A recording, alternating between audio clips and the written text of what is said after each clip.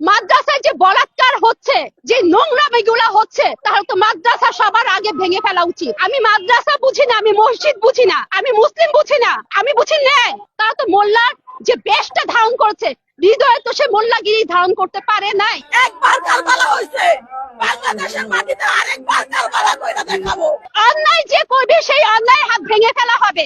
প্রধান উপদেষ্টা ডক্টর ইউনূস আছেন, সমন্বয়কারী ছাত্র যারা যারা 12 জন উপদেষ্টা আছেন, যারা বর্তমানে তত্ত্বাবধায়ক সরকারের দায়িত্বে আছেন, এবং শুধু তারা না, যারা বুদ্ধিজীবী আছেন, বিভিন্ন সেক্টর, হতে পারে সাংবাদিক, হতে পারে পুলিশ, হতে পারে সেনাবাহিনী, যারা ন্যায়কে ন্যায়কে দেশে প্রতিষ্ঠিত করতে চান, যারা দেশে ন্যায় প্রতিষ্ঠা করতে চান, বারবার অন্যায় হচ্ছে, তারা অন্যায় দেখে কেন কেন নীরব? আমি মাদ্রাসা বুঝি না, আমি মসজিদ বুঝি না, আমি সনাতনী বুঝি না, আমি মুসলিম বুঝি না, আমি বুঝি ন্যায়। অন্যায় যে করবে সেই অন্যায় হাত ভেঙে ফেলা হবে। আমি কোনো পক্ষপাতিত্বে যাব না। তুমি নিরপেক্ষ হতে পারো, তাহলে তুমি আমার দেশে থাকবা। যদি নিরপেক্ষ হতে না পারো, দেশ ছেড়ে চলে যাও। এটা উলিয়া উলিয়ার দেশ। এখানে এখানে সনাতনীরা থাকবে, উলিয়া উলিয়ারা থাকবে, সবাই থাকবে।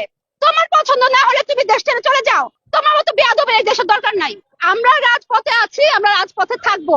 এখানে আমাদের পুলিশ ভাইরা আমাদের সাহায্য করবেন, সেনাবাহিনীরা সাহায্য করবেন, আর আমাদের না, এখানে তারা ন্যায়